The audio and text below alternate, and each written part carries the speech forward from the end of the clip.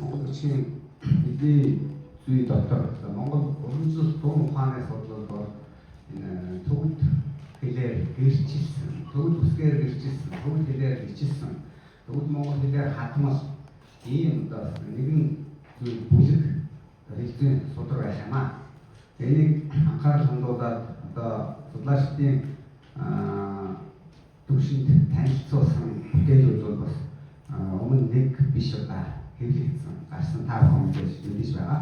За манай хурал дэлгэж байсан Отонбаатарын гаргасан тэр Ана Цэндана ушаар хамтарч гаргасан номд бол нэг бүлэг болж орсон байгаа.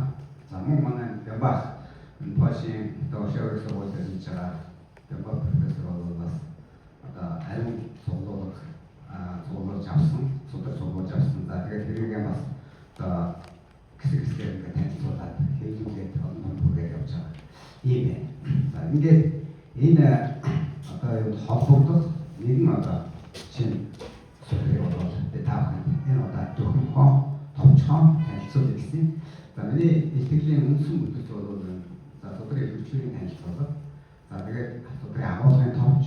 За тэгээд хичүүрийн мадаг сэжиг гэж хэлэх юм уу? Яг зөрүүтэй түгээмжсэн хичүүрээс ялгаатай ийм зүйлүүдийг бас таахын өөрөөр олж харснаар харуулъя гэсэн санаатай.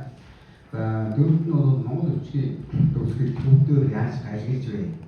Энэ тухайд бас нэг жоохон яриа гэсэн санаатай. За ингээд энэ отыг нь тоолсон зарим нэг жишээ ингээд бусад хэзээ бичгүүтэй харьцуулсан агуулгын болоос харьцуулсан зүйлүүдийг за ийм бүтээр тааханд танилцуулъя гэсэн. За энэ судрууд 2024 онд энэ судрыг олсон. За судрын бүрэн нэр нь бол энэ цагийн байдлын аргацсан жодва зосол мэлэн гэсэн нэртэй ийм судар байгаа. За судрын нэр бол төв дээрээ байж байгаа. За энийг орчуулгууд Монгол улсыг танин байхгүй бүдийн төдийг өгүүлэх оюун тоглогч тайлбар гэсэн нэртэй ийм судар. За төвд Монгол хоёр хэлээр хадаж бичсэн гар бичмэл, хар бил, орос таасан дээр гаргастаас хичээг үлдсэн ийм судар байгаа. За нийт 24 хуудастай 47 нүүр бичвэр бүхий. За нэг нүүртэй бол 3 мөрөөр хадаж бичсэн. За таасны хэмжээ нь бол ийм хэмжээтэй. За төвдөө бичснээ бол эргэж тулгаж зассан бол зарим газар бол бас засварыг оруулахтай судрынхаа хуудсан дээр. За Монгол улсын мэдээж нэлээд түгээмэл хэлбэрсэн түгээмэл хэрэглэдэг бичлэгээс зөрүү ихтэй. За баг зэрэг норж халтарсан. За үүнийг тооцоо ерөнхийдөө нэлээд цэвэрхэн хадгалагдсан. За ийм Монгол улсын хэлцүү бичиг байна гэж. За зохиогч бол он цаг нь бол аль аль нь тодорхой бус ямар нэг мэдээллийг бол тодорхой агуулгаагүй. За ийм учраас баримжаач агуулгаар нь яахан боломж байна. Бас тусдаар бол жоохон хоо. За эхлийн хэсэг нь бол суралцахыг хүсэгч зарим бол туслахын тулд гэсэн ийм зохиогчийн үг байна. Тэгэхээр энэ зориуллыг бол хэнд бичсэн. За тэгэхээр үндсэн агуулгын гол нь бол за Намдуугийн Октябрь майнаар уламжилсан 123 толгой үсэг. За тэр нь бол бидний сайн мэдж байгаа 7 гişиг 114 онд гэрчлэгээ 7 гişгээр амьдсан толгой үсэг. Дээр нь энэ дэвсгэр үсэг яа гэх оруулаад ингээд 113 толгой үсэг болгосон байгааг бид сайн мэднэ. За энэ бол яг давтагдаж орсон байна. За тэгээд ийм эрсний ялгал орох ёсны тухай. За энэ бол Чойжо улсын банкгийн төр үсэн гэдэг үсгийн номлоос хойш Монгол дуу ухааны судар түгээмэл уламжилсан ийм агуулга. За аль төгс үсэг түүний орох ёсон гэдэг ийм агуулга байна. Дээр нь дэвсгэр үсгийг дотор нь дан болоод давхар хоёр дэвсгэрийг хоёуланг нь оруулж ирсэн байгаа. За дан дэвсгэр нь 11 үсэг. За мөн яг Октябрь майнд уламжилсан 11 бол түгээмэл. За давхар 7 дэвсгэр бол бас нэлээд түгээмэл дуу ухааны судруудад бүхэнд бол ер нь дурддагдаад ирсэн юм аа. За дэвсгэрт амь оруулагч 8 үсэг. За энэ дэвсгэрт амь оруулагч 8 үсэг. За энэ Монгол улсын айлыг нь бол таньдахгүй орчихсон юм. За ингээд энэ дурдсан гол агуулгыг батлах маш ариун жишээг оруулсан байна. За бүсгээр бас тодорхой агуулгыг үе бүсгийн жишээг оруулж ирсэн. За ингээд төгсгөлд нь 2 удаа бадаг ерөөлийн шүлэг бичиж төгсгсөн. Ийм агуулгатай судалгаа юм агуулга. За ингээд одоо бичвэрийн мадаг сэжгийн тухайд бол за энэ дурдсан нэг тодорхой жишээнүүд байна. За мэдээж өгүүлдээ бол нэг үржсэн бүрт гэж оруулсан. Энд бол би зөвхөн төлөөлөх чанартай ганц нэг жишээг тааван харуулж байна. За айл цайр гэсэн одоо хос их шигтэй бичигдэх. За энэ үг бол Монгол бичгийн дуун ухааны гол агуулга бол ерөнхийдөө давхар дэвсгэр гэсэн утгаар тэмдэглэж олонжиж ирсэн байна. За энийг төвдөр одоо бичсэн монголчууд галилж бичсэн жишээнд бол энэ цаа гэдэг урт гişгээр биччихсэн. Дивүүгийг орхисон байна. Тэгэхээр одоо энэ бол самсргүй орхисон байх гэж бодож байгаа. Тэрнээс биш одоо ингэж галилнаа гэж үл тогтоосон зүйл биш байхаа гэж ингэж бодож байна. За үсгийн дүр гэсэн үгийг одоо хадаж орчуулсан энэ үг уулын бол хийг гэж зүйл нь бол тэгж байх ёстой. Хоёр дахь жишээн дээр дөрвийн тал дээр байж байгаа жишээ нь. За энийг бол хийг гэж бичсэн. За энэ бол харин эндүрсэн байх гэж бодож байна. Төвдөр бичихээр энэ дүрээ бичсэн байхаа. Одоо энд бол саа дагуулах ёсонгүй. Уул нь бол ад дагуурыг дагуулах учиртай байсан гэж бодож байгаа. За 5-ын дээр хуудсанд бол ла гэсэн одоо үсгийг бол бишэлгүй дутуу орхисон байгаа. За яг хөө ураансан байх магадaltaй болов гэж би зүгээр бодож байна. Гэхдээ бас юу энийг бол бас найруулж шинжлэх хэрэгтэй гэсэн. За 6-ийн тал дээр бол маа үгүйсэх утгагүй энэ үгийг бол орхисон. За ийм ерөнхийдөө төвдийн бичвэртэй бол ганц нэг нэрс тэрний ийм гандуу байгаа. Ерөнхийдөө бол төвдөр бичсэн агуулга их сайн ийм агуулга байна гэж ингэж хэлж болно. За үүний дээрээс Монгол үгийг төвдөр гайлгах дуудлага хэллэгтэн дуудуудаар биччихсэн.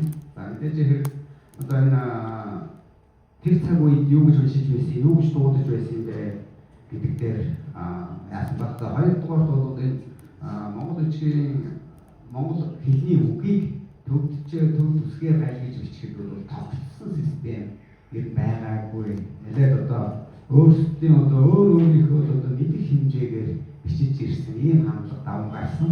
За мэдээж бас голчж барьж ирсэн юм бол байна.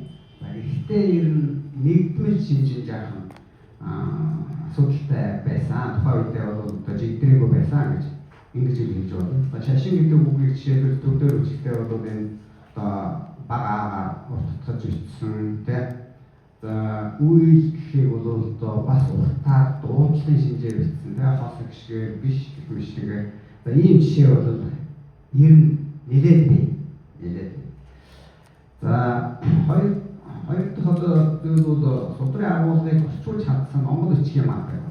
За энэ мэдээж хоёр хэл дээр бичсэн учраас Монгол бичгийн хувьд бол бас одоо түгээмэлсэн агуулгаас нэлээд ялгаатай. Тухайн үедээ бол бас одоо өөрийн одоо мэдих хэрэг бичсэн болов уу гэж бодож байгаа. Ийм жишээ бол баг 100 шахан үгийн жишээ байна. Ялгаатай. За Монгол бичгийн үсгийн төвдөр гайлгасан хэсэгт бол энэ одоо та бүхэн яг судраас нь шууд татаад харуулж байна. За тэгэхээр эхний нэгийн тал байж байгаа юу бол үндсэн одоо 7 гişгийг гайлгсан байдал. За энэ мэдээж төвдийн одоо гэгүүдийн буш авчаанарогийн 4 дуу гişгийн хувьд бол байгаа. За гэвч Монгол бичгийн хэлэнд бол 7 гişг байна. Энэ дотор ялангуяа болоод төвдийн одоо үндсэн гişг ямар ихт бол байдаггүй. За ийм учраас энэ одоо яагийн болоод гişгийг гайлглахад бол дандаа судрыг зохиогч, номлогч нар бол гал бүсэг зохиож бичсэн юм байна. За энэ бас нэгдмэл биш, янз байдаг. За энэ сударт бол яаж гайлгсан бэхэн үсгийг бол одоо их хагийн доор ваасурыг зүүсэн байна. Ваасур. Өсгийг бол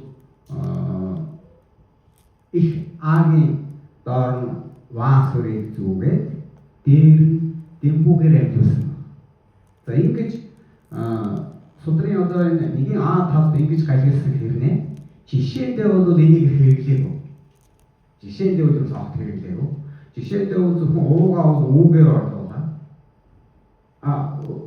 Уугаа бол аагаар орлуулаа. Уугаа бол үүгээр орлуулаад ингэ явчихсан. Ингэ явчихсан. За хоёрын аагаас би талд бол энэ гүйгүүлэгч хэсгүүдийг одоо нөгөө 123-ийн гейбук гүйгүүлэгчийг хадаж бичсэн гэсэн ийм янзтай одоо гажиглжээ гэж.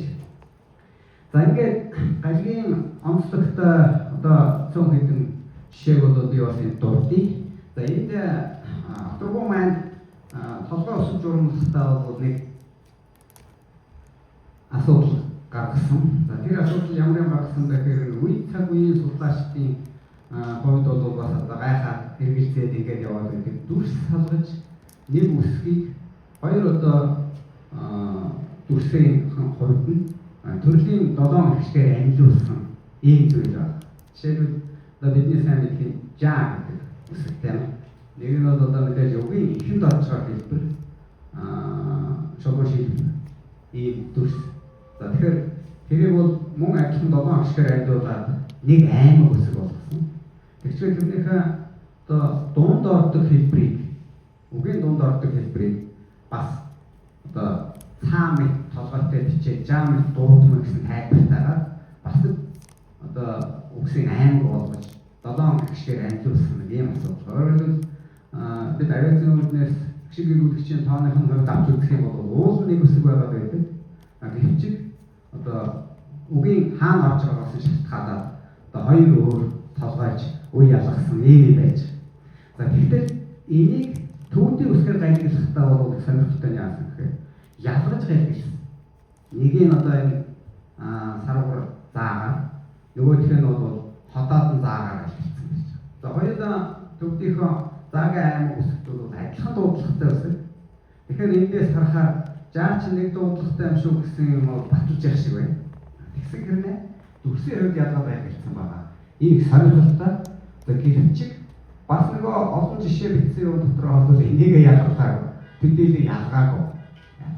Хойдоод явсан ийм шинж ажиглаж байгаа. За дараагийн нэг анхаарах бас нэг сонирхолтой юм нь бол энэ 5 дугаар зүйл. Монгол бичгийн C гэдэг үеийг бол ямар одоо энэ малгай чиглэгүй амтаар ши гэдэг дуудлагаар гайхсан. Дуудлага. Чи гэх үеийг бол тэ бас хоёр гэдэгтэй чигээр гайхсан. Жи гэдэг үеийг бол ходоод жигээр гайхсан. Яагаад би энийг дурдж ярьж байгаа гэхээр ийм гайхсан хэлбэр дээр бол яг одоо энэ тодорхой харуулсан байж байгаа. Саагаар толгойсон толгойн дотор шигээр ороод ирсэн. Ши. Тэгэхээр энийг маш сайн нарийн анзаарсан байна гэж ингэж хэлмээр шиг байна. Нилээн нарийн анзаарсан байна. Энэ одоо сарвар заагаар хотоод заагаар гайхсан жаа үгийн донд орж байгаа жаа мөн эгүүгээр амжуулахдаа одоо жигээр гайхсан. Тэгэхээр энэ судрыг зохиосон нөхөр бол энэ дуудлагын өвөрмөс шинж Монгол үгэд тохиолдож байгаа үеийн юун дээр бол онцгой анхаарал энийг бол мэдэрч байсан байна гэж ингэж үзэхээс бол өөргөө байж таарж байна. Тэгэхээр энэ шинжээр үзэх юм бол бас нэлээд шаггүй дуу ухаантан хүн байсан байна гэж ингэж ойлгохоор ийм дайны ажиглалтыг хаггаар дамжуулаад тэмдэглээд оруулж ирж байна гэдэг бодлоо. За утгыг тодорхойлсны хувьд бол энэ одоо харамсалтай нь юу яг танихгүй байгаа юм. Бичгийн гажиг маань танихгүй байгаа байна. За тэгээд энд бол нэлээд олон жишээ байгаа. За энэ жишээнээс бол би яг хүчрэх хэмжээгээр толиноос сүрдээд одоо мэдэхгүй үгүүдийг нэлээд одоо тодлох гэж оролцсон. За тэр нь бол өгүүл ажлын дотор бол бүрэн ажлын дотор бол байж байгаа. За хүчрээгүй бас их олон жишээ байна. одоо ямар үгийг танихгүй. Яг тэгэхээр нөгөө төвдөр утгыг нь хадаагүй, төвдөр зөвхөн Монгол дуудлагыг бүр садсан учраас одоо танигдахгүй. Монгол үгийг нь уншихтаа зэрэг одоо миний чадлах хүрэхгүй, ойлгохгүй юм үг бол энэ бол олон тусч орсон байна. Жишээ нь шүү дээ. Жишээ үг нь бол ихэнхдээ дан үг болоод холбоо үгийн төвшөлт. Цөөхөн холбоо. Ихэнх нь дан үгээр жишээж авч ирсэн. Жишээг гол юу тулгуурсан гэдэг нь ерөөсөө тэр үгийн одоо ихэнд болоод дунд адагт орж байгаа. Яг сөрөлж орж байгаа. Энэ одоо нэг үсэг дүрсийн гурван хэлбэрээр байрын шинжээр жишээлбэл одоо ихэнд ингэж ордын шүү, дунд ингэж ордын шүү, төгсөлд ингэж ордын шүү гэж жишээсэн гэсэн үг. За ийм учраас энд бол яхахгүй одоо бид за ингээд одоо энэ нэг ингэж уншихаас өөр хүн байна гэж харахаас өөр боломжтой болчихж байгаа. Тэгээд одоо уншсан шинжээрээ талнаас хайхаар утга нь мэдэгдэхгүй олон үг байгаа юм байна. За бусад эрдэнэ бичгтээ харьцуулсан агуулгын хувьд бол за ихэнх зорилго нь бол октогоо майнтай тохирч байгаа. За тэгээд энэ одоо дуу ухаантны бас нэг гол зүйл бол энэ Бадан захирагч гэдэг хүний зохиосон тэр оюун тодорхой олон гэдэг нэртэй одоо төвдөр бичсэн бас монгол бичгийн хэлцэн судар байдаг.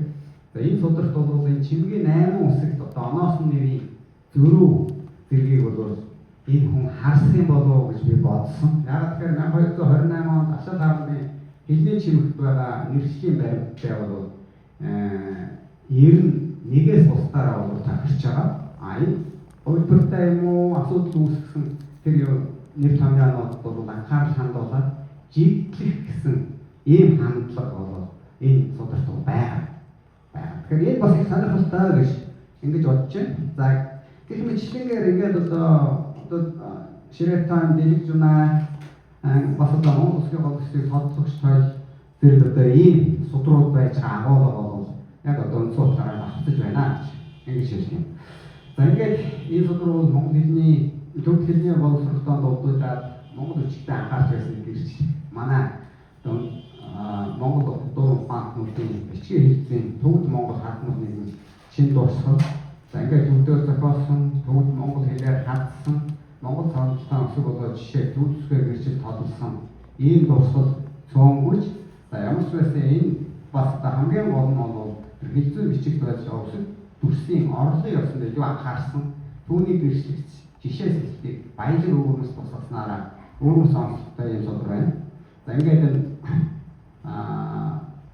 Монгол үсгийг төвчийн үсгээр гэрчлэхдээ бол сая миний анхаарал хандуулж дурдсан ийм одоо онцлогуудыг тусгасан. За дээр нь бол сударт бичсэн одоо олон 10 жишээ үгээр хувьд бас Монгол үгийг төвдөр ашиглахдаа онцлог дуудлага. За Монгол үгээр бичгтээ үсэг дүрс зурлын зөрөө бол олон гарсан, зөрөө бол олон гарсан. За энийг одоо би бол алдаа гэж хэлж үлдээхгүй. Гэтэ одоо ямар ч байсан зөрүүтэй байна гэдгийг та бүхэн одоо бол мэдээлж байгаа гэсэн. За ингээд ямар ч байсан зүгээр би одоо энэ тентхийн Монгол судар ном хадгалсан түүний одоо мэдээлсэн каталог зэрэгт бол ямар ч байсан энэ судрын нэрийг олж үзсэнгүй. Тэгээд би олж үзээгүй нь бол одоо энэ тэнд байхгүй гэсэн үг биш. Олж үзээгүй байж бас магадгүй. Хэрвээ тийм юм байвал хэм одоо эрдэмтэн та бүхэн бас надад туслаарай гэж хүсэж байна. За ингээд анхаарал хандуулсан баярлалаа.